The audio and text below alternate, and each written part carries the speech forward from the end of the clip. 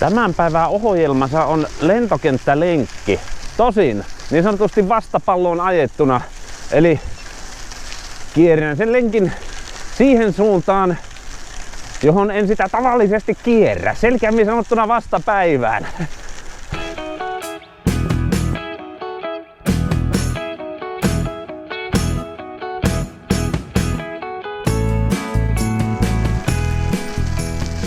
Se on ollut helteinen viikko. Tänään ei ole niin helteistä. Tuulen kanssa tuo lämpötilan pitäisi tuntua joltakin plus 22. Justiin loistava keli tälle lenkille. No sitten vielä ajattelin, että muokataan tätä reittiä sen verran, että ajellaan ainakin osa matkaa näitä puistokräveleitä ja joitakin sorateitä pitkin.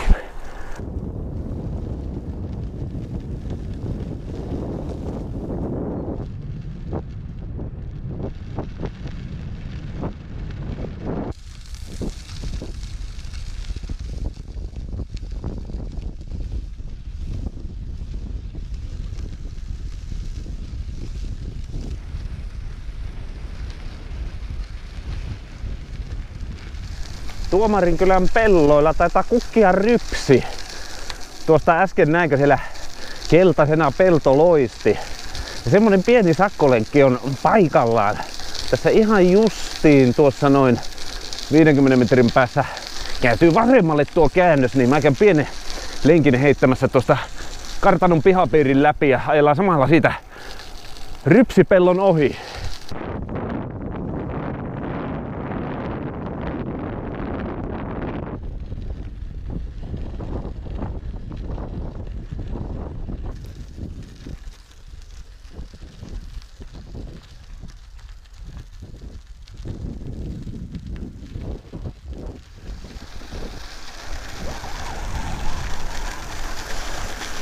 Kyllä tässä oli kaunista.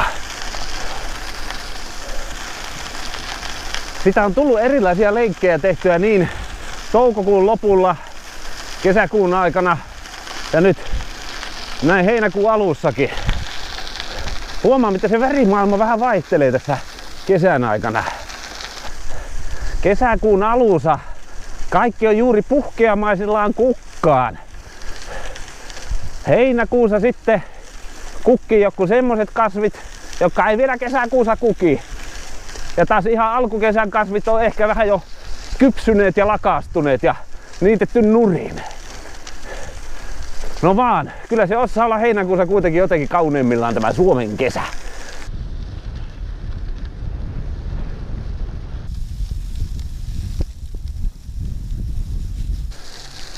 Vuosien mittaan sitä on oppinut jotenkin arvostahan näitä hiekkateitä, jotka tässä Vantaanjoen varressa kulkee. Sama mihin suuntaan lähtee, niin sitä voi kuitenkin aina vähän maustaa tavanomaisia reittejä ajamalla näitä teitä pitkin.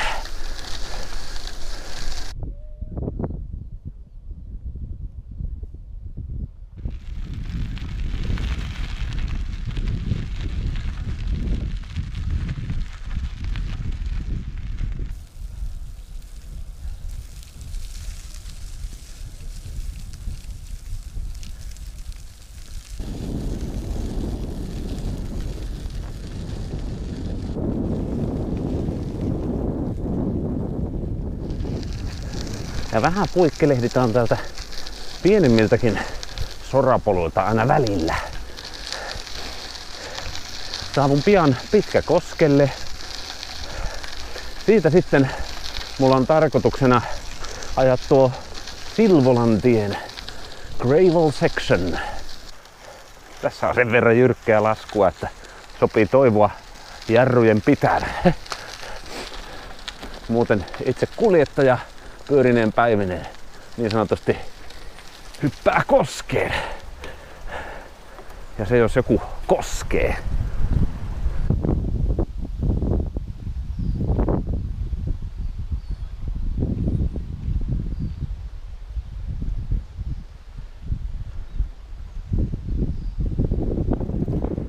Hashtag siltakerho. Joo, tästähän se lähtee Silvolan tie. Polku saapui juuri tänne. aiemmat hiekkatiet oli semmoista vähän hienompaa hiekkaa. Ja tässä Silvolan tiellä tämä murske on hieman karkeampaa. Ja tie on kuoppainen. Jotenka vauhdit maltillisiksi.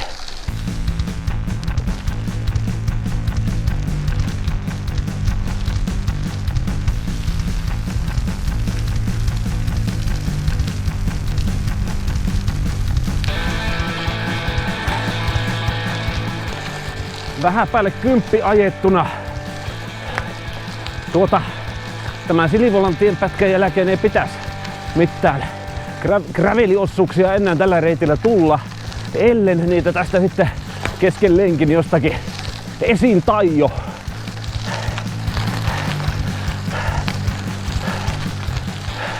Kyllähän tässä hyvät alakulemmet saa päälle loppumatkaa asfaltteja ajatellen, kun semmosesta 50 lenkistä toista kyppiä käy vetämässä hiekkateitä ja sorateitä pitkin.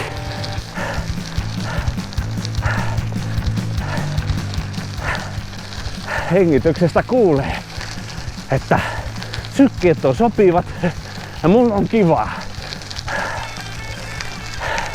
Kyllähän tässä tahkotessa energiaa kuuluu. Onneksi on pähkinöitä, pannaaneita ja mehua messissä.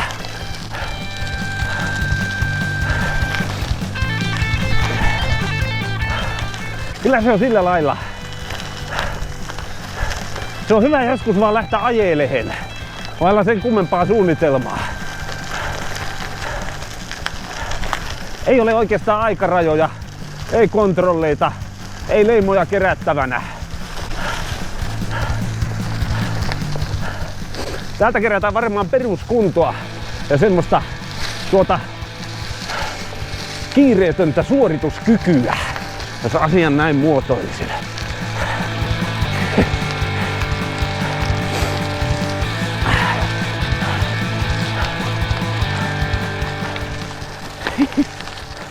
Vitsi, tämä on ihanaa. Nyt on kyllä pakko vaihtaa vähän pienempää pykälistöä.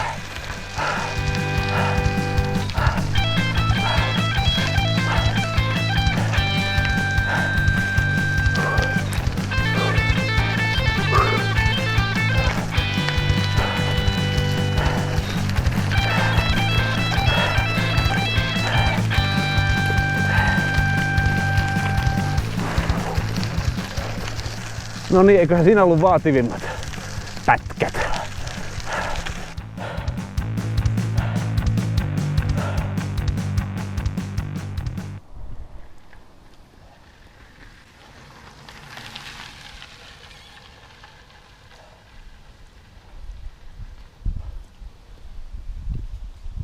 No niin, siellä oli kunnon gravelirenkaat alla. Mä oon välillä miettinyt, jos joku Gravel Kingit tähänkin laittas. Nyt tässä on 2,8 milliä leveät katorskinit. Niin kuin näkyy, niin siellä olisi klearansea tuolla haarukassa sekä edessä että tuolla takana. Ihan siltä varalta, jos sinne haluaisi vaikka 3.2 laittaa. Mutta 2.8, se on hyvä välimalli.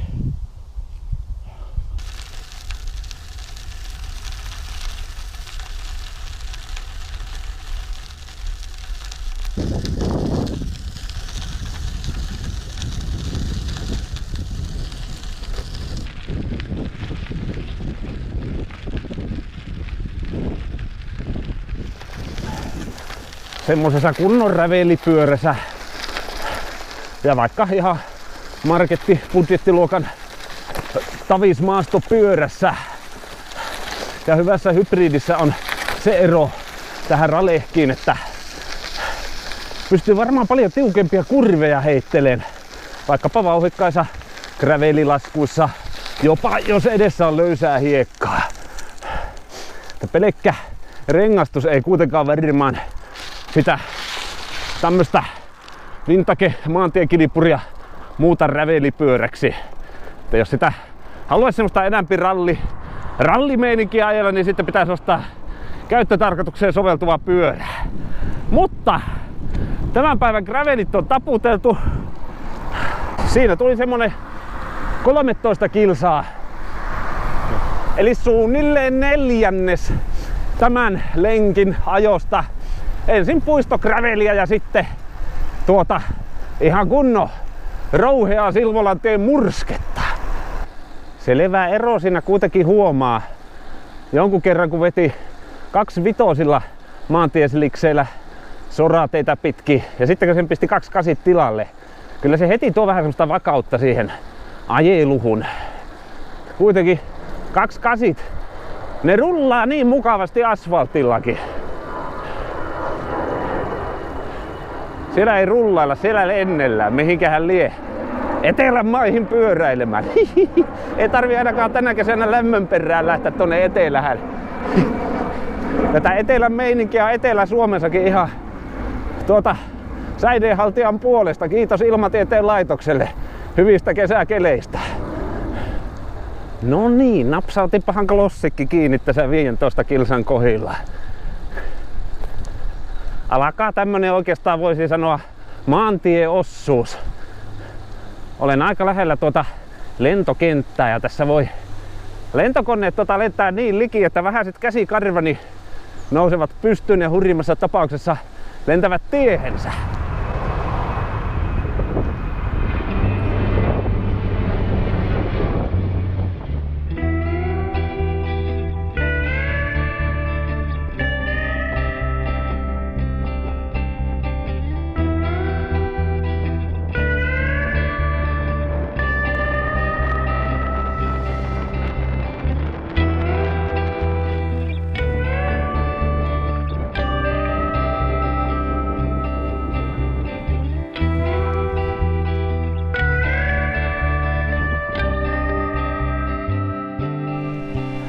Ai kun tässä käy ihanasti tämä tuuli. Viimeksi tätä lentokenttälenkkiä kiertäessä talavella. Voi vitsi, silloin tuuli, silloin piiskasi räntä. Mulla taisi olla nämä samat suojalasit päässä. Nämä oli aivan tukossa. Ei nähnyt mitään. Tänään ei kyllä piiskaa räntä. Tänään piiskaa lämpöhalvaus isolla L:llä, jos ei muista juuva. Lentokonepilotin on syytä tsekata ennen lähtöä, että tankissa on tarpeeksi kengurupensaa, että semmonenkin mylly tuolla taivaalla pyssyy. Minä en käy kengurupensalla, minä käyn ihan pannaaneilla ja mehuilla ja pähkinöillä ja kaikella syömäkelpoisella, mitä kaupolta ja huoltoasemilta löytyy.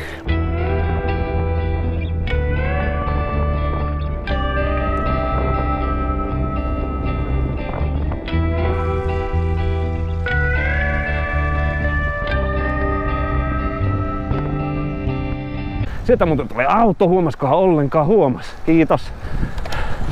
Huhhuh. Kylmät väreet.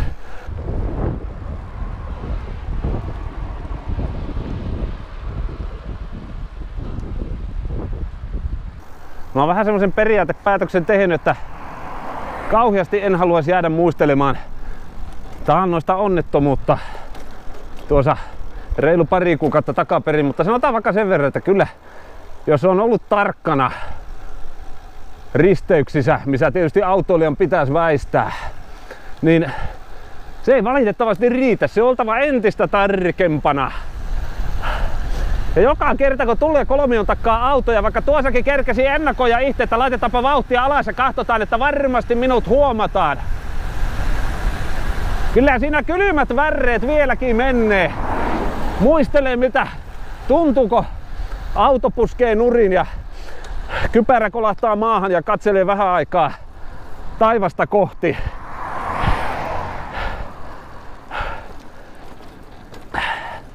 Se oli kertakaikkisen pysäyttävä kokemus.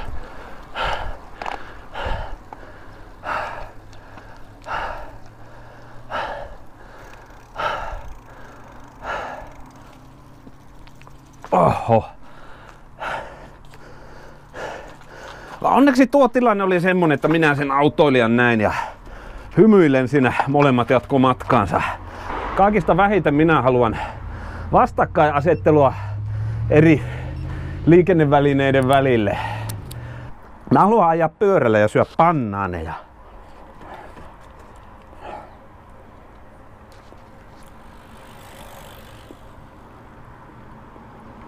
Mahtaisi olla, näkyykö täällä tämmönen YouTuberi istuu random bussipysäkillä, syö bannaania ja 2 kameraa kuvaa tätä kesäistä toimitusta.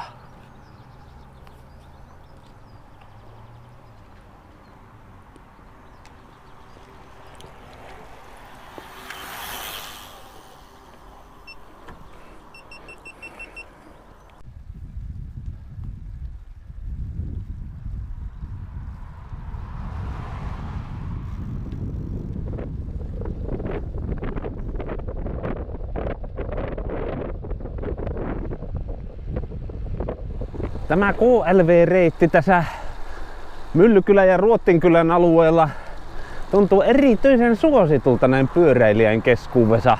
Tässä on näkynyt niin triathlonipyörää kuin ihan tavis maantiepyörää, jopa sähköfatbikeja ja on kuulunut semmonen muhkea renkaan jylinä, brum, ja sitten ihan tommosia tavis kolmivaihteisia helkamoita kans.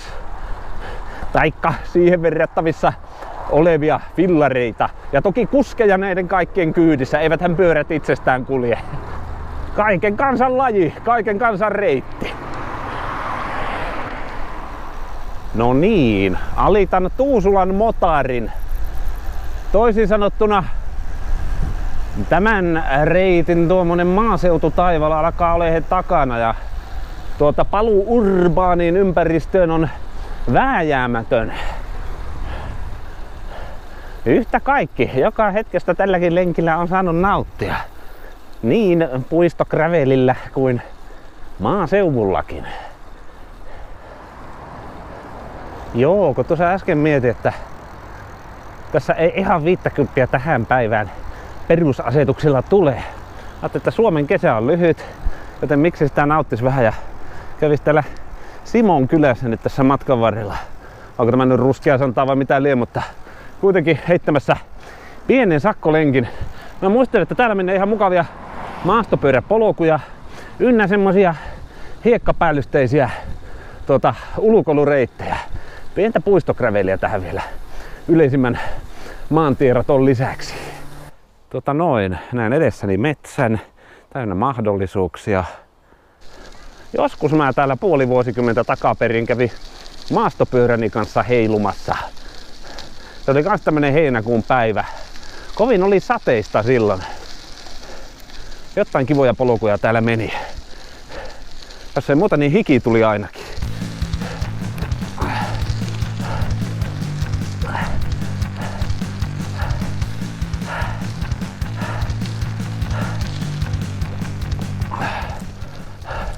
Tämä on pehmosta alustaa.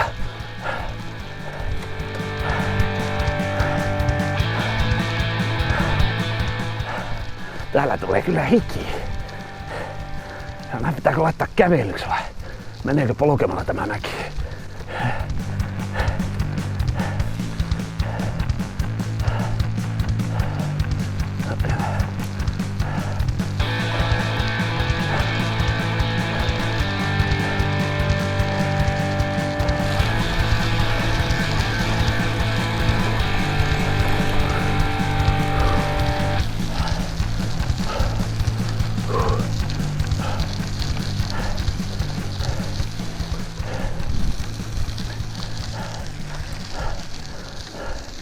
Tavallaan tämä on sitä hauskaa kaupunkiympäristöä kyllä, kun menee pieniä polkuja ja tämmösiä mehtäteitä.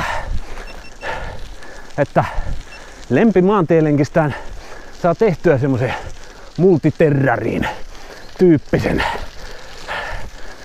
lenkin.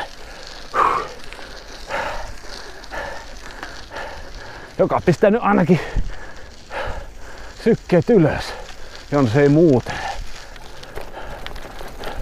Oho, nyt menee vähän möykkyseksi kyyti. Täällä on sapua samalle sillalle, josta äsken tälle lenkille lähdin. Meinasin justiin sanoa, että tilauksesta mulla oli tässä viheriät valot. Ennen kuin kerkesin ensimmäistä konsonanttia lausesta mainita, siihen pomahti punaiset. Ja sitten viheriät, heti kun sain lauseen loppuun. Koittakaa päättää!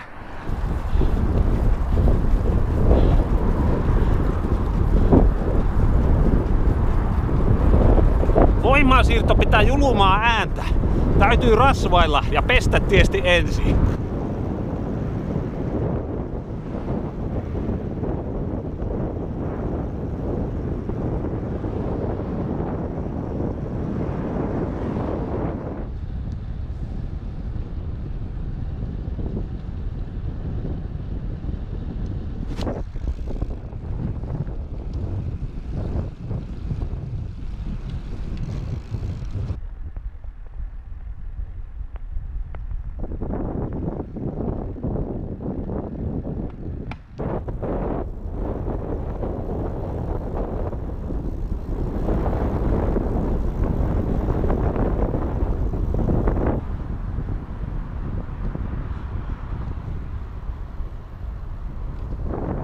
Nyt alkaa olla semmonen tilanne, että kohta molemmat pullolliset juissimehua on veijetty ihan tyhjäksi.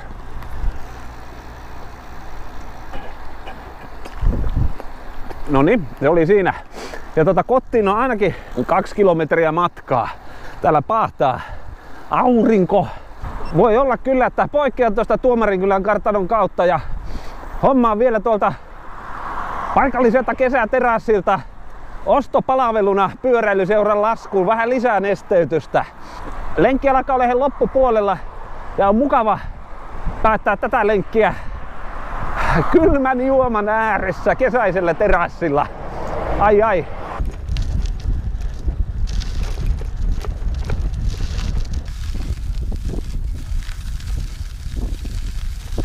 No niin, terassi näkyy olevan auki.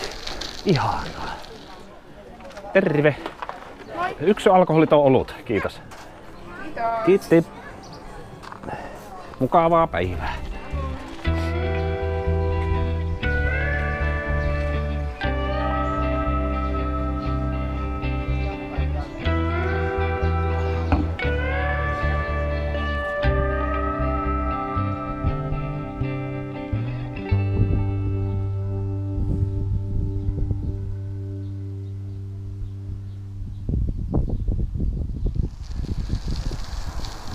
Ja nyt on tullut taas se hetki, kun hyvä ystäväni on aika kiittää sinua siitä, että sinä olet katsonut tämän videon.